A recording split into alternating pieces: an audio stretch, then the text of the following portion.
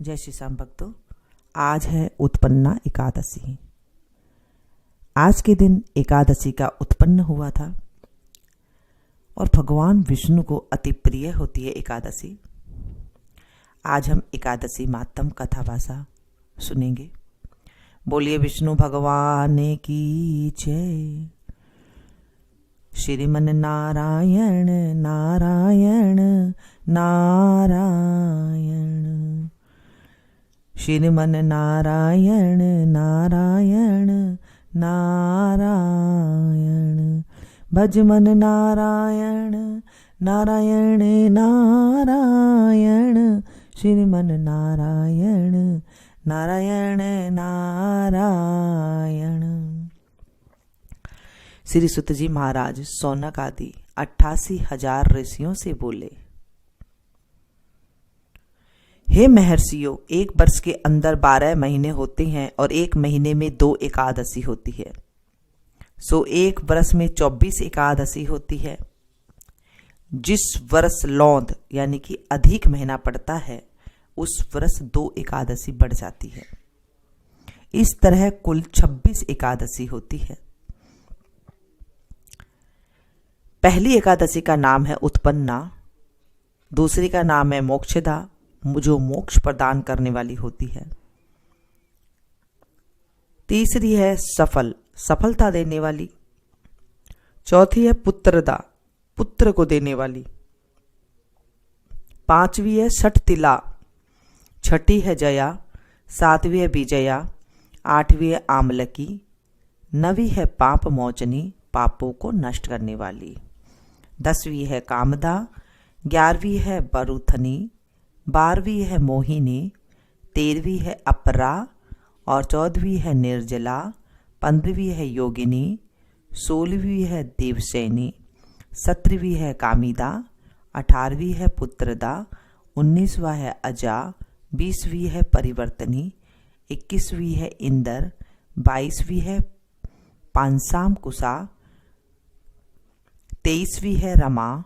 24वीं है देवत्यानी और लौंद अधिक की दोनों एकादशियों का नाम क्रमानुसार पद्मिनी और परमा है।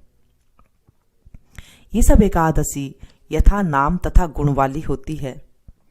इन एकादशियों के नाम तथा गुण उनके व्रत की कथा सुनने से मालूम होते हैं।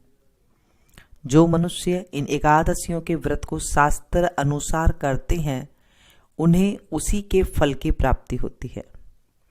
नैमिषारण्य क्षेत्र में श्री सुत जी ब्राह्मण से बोले, हे ब्राह्मणों, विधि सहित इस एकादशी महात्म को भगवान श्री कृष्ण ने कहा था। प्रेमी जन ही इस व्रत की उत्पत्ति को प्रेम पूर्वक सुनते हैं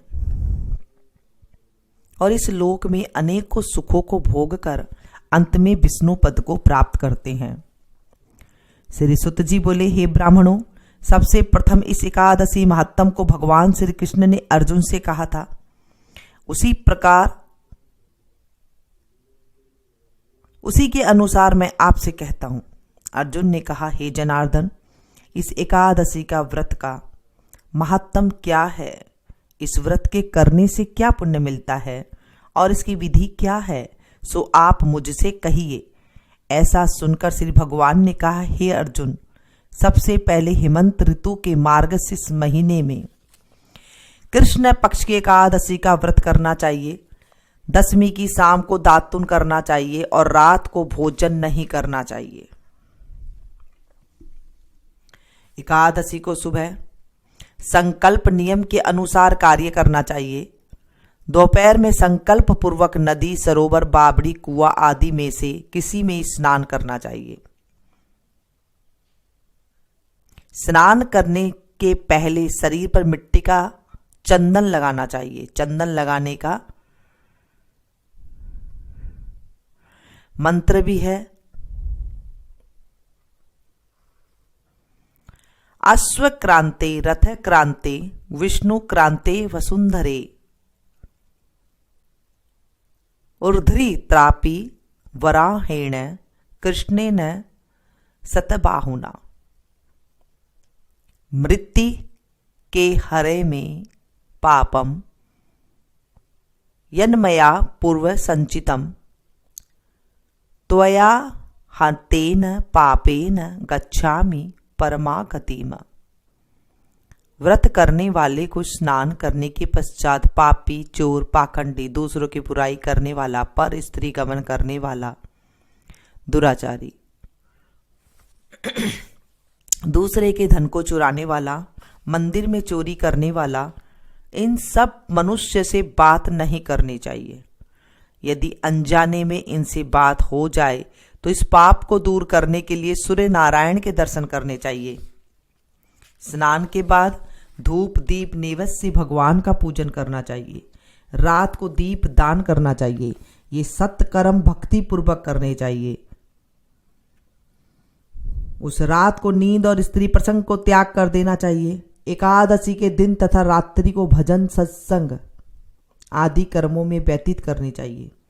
उस दिन श्रद्धा पूर्वक ब्राह्मणों को दक्षिणा देनी चाहिए और उनसे अपनी गलतियों की क्षमा मांगनी चाहिए। धार्मिक जनों को शुक्ल और कृष्ण पक्ष की दोनों एकादशियों को एक सा समझना चाहिए। उनमें भेद मानना उचित नहीं है। ऊपर लिखी विधि के अनुसार जो मनुष्य एकादशी का व्रत करते हैं उनको शंखोद्वार तीर्थ में स्नान एवं दर्शन करने से जो पुण्य मिलता है वह एकादशी व्रत के पुण्य के 16वें भाग के बराबर भी नहीं है। व्यतीत योग में संक्रांति में तथा चंद्र सूर्य ग्रहण में दान देने से और कुरुक्षेत्र में स्नान करने से जो पुण्य प्राप्त होता है वही पुण्य मनुष्य को एकादशी का व्रत करने से मिलता है। अश्वमेघ यज्ञ करने से जो पुण्य प्राप्त होता है उससे 100 गुना पुण्य एकादशी को उपवास करने से मिलता है। 1000 तपस्वियों को 60 वर्ष तक भोजन कराने से जो फल मिलता है वह फल इस एकादशी का व्रत करने से प्राप्त होता है। जो पुण्य वेद पाठी ब्राह्मणों को 1000 गौदान करने से मिलता है उससे 10 गुना अधिक पुण्य एकादशी का व्रत करने से मिलता है। 10 श्रेष्ठ ब्राह्मणों को भोजन कराने से जो पुण्य मिलता है वह एकादशी के पुण्य के 10वें भाग के बराबर होता है। 10 उत्तम ब्राह्मणों को भोजन कराने से जो पुण्य मिलता है उतना ही पुण्य एक ब्रह्मचारी को भोजन कराने से होता है। इस पुण्य से 1000 गुना पुण्य कन्या और भूमि दान करने से प्राप्त होता है। कन्या और भूमि दान के पुण्य से 10 गुना पुण्य विद्या दान से, 10 गुना पुण्य भूखे को भोजन देने से होता है। अन्न दान के बराबर संसार में दूसरा पुण्य नहीं है। इस दान से स्वर्गीय पितृ तृप्त हो जाते हैं।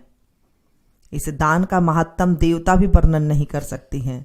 निर्जल व्रत करने का आधा फल एक बार भोजन करने का बराबर होता है। उपरोक्त कोई सा एक व्रत जरूर करना चाहिए। एकादशी का व्रत करने पर ही यज्ञ, दान, तप आदि मिलते हैं, अन्यथा नहीं। अतः एकादशी का व्रत अवश्य ही करना चाहिए। इस व्रत में शंख से जल नहीं पीना चाहिए। मछली, सूअर तथा अन्य एकादशी के व्रत में वर्जित है। एकादशी व्रत का फल हजारों यज्ञों से भी अधिक है। ऐसा सुनकर अर्जुन ने कहा, हे भगवान, आपने इस एकादशी के पुण्य को अनेक तीर्थों के पुण्य से श्रेष्ठ तथा पवित्र क्यों बतलाया है? सो सब कहिए। भगवान बोले, हे अर्जुन, सतयुग में एक महाभयंकर मूर नाम दैत्य का था। उस मूर दैत्य से सभी देवता अत्यंत भयभीत रहते थे। दैत्य ने इंद्र आदि देवताओं को जीत उन्हें उनके स्थान से गिरा दिया। तब देवेंद्र ने महेंद्र से प्रार्थना की कि हे शिव शंकर, हम सब लोग इस समय मूर दैत्य के अत्याचारों से मृत्युलोक में अपना जीवन व्यतीत कर रहे हैं। कृपा कर इस दुख से छूटने का उपाय बतलाइए। महादेव जी बोले, हे देवेंद्र, आप श्री विष्णु भगवान के पास जाइए। इंद्र तथा अन्य देवता क्षीर सागर जहां पर ही कि भगवान विष्णु शेष शैया पर शयन कर रहे थे और देवताओं सहित इंद्र ने उनकी इस प्रकार स्तुति की, हे देवताओं के देवता और देवताओं के देवताओं द्वारा स्तुति करने योग्य आपको बारंबार प्रणाम है। हे दैत्यों के संहारक, हे मधुसूदन, आप हमारी रक्षा करें। हे जगन्नाथ, समस्त देव दैत्यों से भयभीत होकर आपकी शरण में आए हैं। आप ही संसार के कारक और कर्ता हैं, सबके माता पिता हैं, जगत की उत्पत्ति, पालन और संहार करता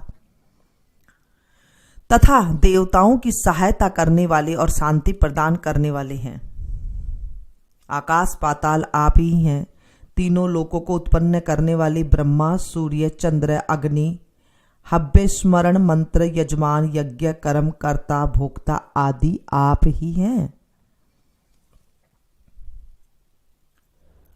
हे देव, शरण में आए हुए कि आप ही रक्षा करने वाले हैं। इस समय दैत्यों ने हमें स्वर्ग से निकाल दिया है। अब आप हमारी रक्षा करें। देवताओं द्वारा करुण वाणी को सुनकर श्री भगवान बोले, श्री विष्णु भगवान बोलते हैं कि हे देवताओं, यह वह कौन सा दैत्य है जिसने देवताओं को जीत लिया है? कहाँ रहता है तथा उसमें कैसा बल है? यह सब मुझसे कहो। भगवान के वचनों को सुनकर इंद्र बोला, हे भगवान, प्राचीन समय में नाड़ी जंग नाम का एक दैत्य था। उस दैत्य की ब्रह्म वंश से उत्पन्न हुई थी। उसी दैत्य के लड़के का नाम मूर है। वह अपनी राजधानी चंद्रवती में, जिसने अपने बल से समस्त विश्व को जीता और सब देवताओं को देवलोक से निकालकर इंद्र, अग्नि, यम, वरुण, चंद्रमा, सूर्य बनकर पृथ्वी को तपाता है, मेघ बनकर जल की वर्षा करता है, अतः आप उस दैत्य को मार कर देवताओं की जीत कराओ। इंद्र के वचन सुनकर श्री विष्णु भगवान बोले, हे देवताओं, मैं तुम्हारे शत्रुओं का शीघ्र ही संहार करूंगा। अब सब चंद्रावती नगरी को जाइए। इस प्रकार भगवान विष्णु देवताओं से कहकर उनके पीछे पीछे चंद्रावती नगरी को चल दिए। उस समय मूर अनेक दैत्यों के साथ युद्ध भूमि में गरज रहा था। युद्ध होने पर असंख्य दानव अनेकों अस्त्र शस्त्रों को धारण कर देवताओं से युद्ध करने के लगे, परंतु देवता दानवों के आगे एक क्षण भी न ठहर सके। तब भगवान भी युद्ध भूमि में आ गए। भगवान विष्णु को देखा तो उन पर अस्त्र शस्त्रों का प्रहार करने लगे। भगवान भी चक्र और गदा से उनके शस्त्रों को नष्ट करने लगे।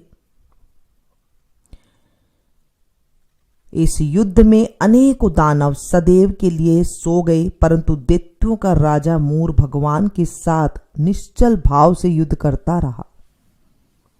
भगवान विष्णु मूर को मारने के लिए जिन जिन शस्त्रों का प्रयोग करते, वे सब उसके तेज से नष्ट होकर उस पर पुष्पों के समान गिरने लगे। वे आपस में मल्ल युद्ध करने लगे, परंतु उस दैत्य को न जीत सके। अंत में भगवान विष्णु शांत होकर विश्राम करने की इच्छा से बद्रिकाश्रम गए। उस समय 48 कोस लंबी एक द्वार वाली हेमवती नाम की गुफा में शयन करने के लिए भगवान घुसे। हे अर्जुन, अतः मैंने उस गुफा में शयन किया।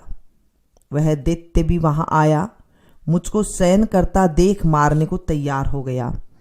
उसी समय मेरी देह से एक अत्यंत सुंदर कन्या दिव्य अस्त्र धारण करके उत्पन्न हुई और दैत्य के सामने आकर युद्ध करने लगी। वह दैत्य इस कन्या से लगातार युद्ध करता रहा। कुछ समय बीतने पर इस कन्या ने क्रोध से आकर उस दैत्य के अस्त्र शस्त्रों के टुकड़े टुकड़े कर दिए, रथ तोड़ दिया। तब वह दैत्य महान क्रोध करके उससे मल्ल युद्ध करने लगा। उस कन्या ने उसको धक्का मारकर मूर्छित कर दिया। जब वह दैत्य मूर्छा से जगा तो उस कन्या ने उसका सिर काटकर यमपुर पहुंचा दिया। अन्य समस्त दानव भी ऐसा देखकर पाताल लोक को गए। जब भगवान विष्णु की निद्रा टूटी तो उस दैत्य को मरा देखकर अत्यंत आश्चर्य करने लगे और विचारने लगे कि इस दैत्य को किसने मारा है। तब कन्या भगवान से हाथ जोड़कर बोली, हे भगवान, यह दैत्य आपको मारने को तैयार था, तब मैंने आपके शरीर से उत्पन्न होकर इसका वध किया है। इस प्रकार भगवान बोले, हे कन्या, तूने इसको मारा है, अतः मैं तेरे ऊपर प्रसन्न हूं। तूने तीनों लोकों के देवताओं को सुखी किया है, इसलिए तू अपनी इच्छा अनुसार वरदान मांग। कन्या बोली, हे भगवान, मुझे यह वरदान दीजिए कि जो मेरा व्रत करे उसके समस्त पाप नष्ट हो और अंत में स्वर्ग को जाए। मेरे व्रत का आधा फल रात्रि को मिले और उससे आधा फल एक समय भोजन करने वाले को मिले। जो मनुष्य भक्ति पूर्वक मेरे व्रत को करे वह निश्चय आपके लोक को प्राप्त करे। कृपया मुझे ऐसा ही वरदान दीजिए, जो मनुष्य मेरे दिन तथा रात्रि को एक बार भोजन करे वे धन्य धान्य से भरपूर रहे। इस पर भगवान विष्णु उस कन्या से बोले, हे कल्याणी, ऐसा ही होगा। मेरे और तेरे भगत एक ही होंगे और अंत में संसार प्रसिद्धि को प्राप्त होकर मेरे लोक को प्राप्त करेंगे। हे कन्या, एकादशी को पैदा होने से तेरा नाम भी एकादशी हुआ। जो मनुष्य तेरे इस दिन का व्रत करेंगे उनके समस्त पाप नष्ट हो जाएंगे और अंत में मुक्ति को प्राप्त करेंगे। तू मेरे लिए अब तीज, आठें, नौमी और 14 से भी अधिक प्रिय है। तेरे व्रत का फल सब तीर्थों के फल से महान होगा। यह मेरा कथन सत्य है। ऐसा कहकर भगवान उसी स्थान पर अंतर ध्यान हो गए। एकादशी भी भगवान के उत्तम वचनों को सुनकर अत्यंत प्रसन्न हुई। हे अर्जुन, सब तीर्थों, दानों, व्रतों के फल से एकादशी व्रत का फल सर्वश्रेष्ठ है। मैं एकादशी व्रत करने वाले मनुष्य के शत्रुओं को, विघ्नों को नष्ट कर देता हूं और उन्हें मोक्ष दिलाता हूं। अर्जुन, यह मेरे तुमसे एकादशी की उत्पत्ति के बारे में व्रत लाया है। एकादशी पापों को नष्ट करने वाली और सिद्धि को देने वाली है। उत्तम मनुष्य को दोनों पक्षों की एकादशी को समान समझना चाहिए, उनमें भेदभाव मानना उचित नहीं है। जो पुरुष विष्णु भगत है उनको धन्य है। जो मनुष्य एकादशी महात्म को श्रवण व पठन करते हैं, सुनते हैं, सुनाते हैं, उनको अश्वमेघ यज्ञ का फल मिलता है। जो मनुष्य भक्ति पूर्वक कथा सुनते हैं वे विष्णु लोक को जाते हैं और करोड़ों वर्षों तक उनकी उस जगह पर पूजा होती है। जो एकादशी महात्म के चौथाई भाग को भी सुन लेते हैं उनके ब्रह्म हत्या आदि के महान पाप नष्ट हो जाते हैं। विष्णु धर्म के समान संसार में कोई दूसरा धर्म नहीं है और एकादशी व्रत के बराबर कोई दूसरा व्रत नहीं है। बोलिए विष्णु भगवान की जय, एकादशी मैया की जय। आज है उत्पन्ना एकादशी। उत्पन्ना एकादशी के दिन अगर आप व्रत कर सकती हैं तो ठीक है, नहीं तो आप सिर्फ कथा ही सुन सकती हैं। कथा से भी जो है हमारे जन्मों जन्मों के पाप नष्ट हो जाते हैं। तो भगवान विष्णु की आज आराधना करें और अगर आप भोजन खा रहे हैं तो सामुदाना का प्रयोग ना करें। चलिए अब हम श्री कमल नेत्र का पाठ कर लेते हैं, क्योंकि एकादशी के दिन कमल नेत्र का पाठ अवश्य करना चाहिए। श्री कमल नेत्र स्तोत्र। श्री कमल नेत्र कटि पीतांबर अधर मुरली गिरिधरम मुकुट कुंडल करल कुटिया सावरे राधेवरम कूल यमुना धेनु आगे, सकल गोपियों के मन हरम। पीत वस्त्र गरुड़ वाहन, चरण सुख नित सागरम। करत केली कलोल निस दिन, कुब्जा भवन उजागरम। अजर अमर अडोल निश्चल, पुरुषोत्तम अपरापरम। दीनानाथ दयालु गिरिधर, कंस हिरणाकुश हरम। गल फूल माल विशाल लोचन, अधिक सुंदर केशवम।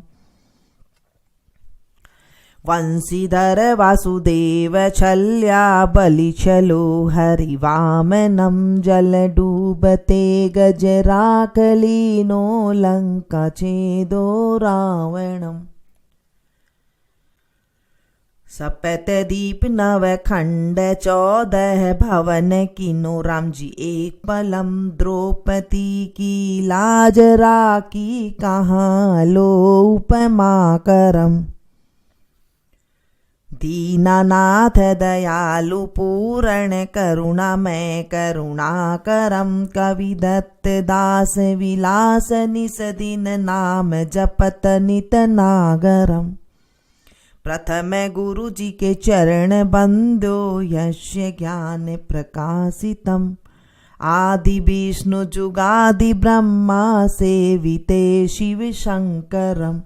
श्री कृष्ण केशव कृष्ण केशव, कृष्ण यदुपति केशवम। श्री राम रघुवर राम रघुवर, राम रघुवर राघवम। श्री राम कृष्ण गोविंद माधव, वासुदेव हरि वामनम। मत्स्य कच्छ वराह, नरसिंह पाहि रघुपति पावनम। मथुरा में केशव राय विराजे, गोकुल बाल मुकुंद जी।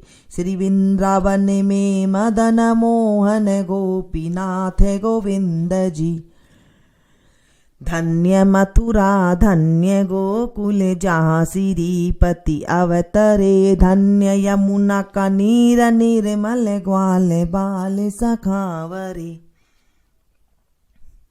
नवनीत नागर करत निरंतर, शिव बिरंची मन मोहितम। कालिंदी तट करत क्रीड़ा, बाल अद्भुत सुंदरम।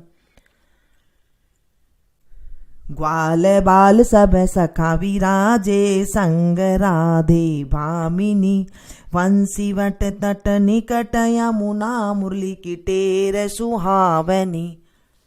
भज रागे रघुवंश उत्तम, परम राजकुमार जी। सीता के पति भक्तन के, गति जगत प्राण आधार जी। जनक राजा परण राखो, धनुष बाण चढ़ावई। सतीय सीता नाम जाके, श्री राम चंद्र प्रणावही। धन्य मथुरा धन्य गोकुल, जाग हरि कंदनम। बाल लीला पतित पावन, देवकी वसुदेवकम। श्री कृष्ण कलिमल हरण जाके, जो भजे हरि चरण को। भक्ति अपनी देव रे माधव, भव सागर के तरण को। जगन्नाथ जग दीस स्वामी, श्री बद्रीनाथ विश्वम्भरम। द्वारिका के नाथ श्रीपति केशवम, प्रणमाम्यहम्। श्री कृष्ण अष्टपद पढ़त निस दिन, विष्णु लोक गच्छतम्। श्री गुरु रामानंद अवतार स्वामी, कविदत्त दास समापतम्। श्री गुरु रामानंद अवतार स्वामी, कविदत्त दास समापतम्। बोले विष्णु भगवान की जय। मिलती हूँ फिर से एक नई वीडियो में नई जानकारी के साथ। तब तक आप लोग देखते रहिए मीनू संगीत। Thank you.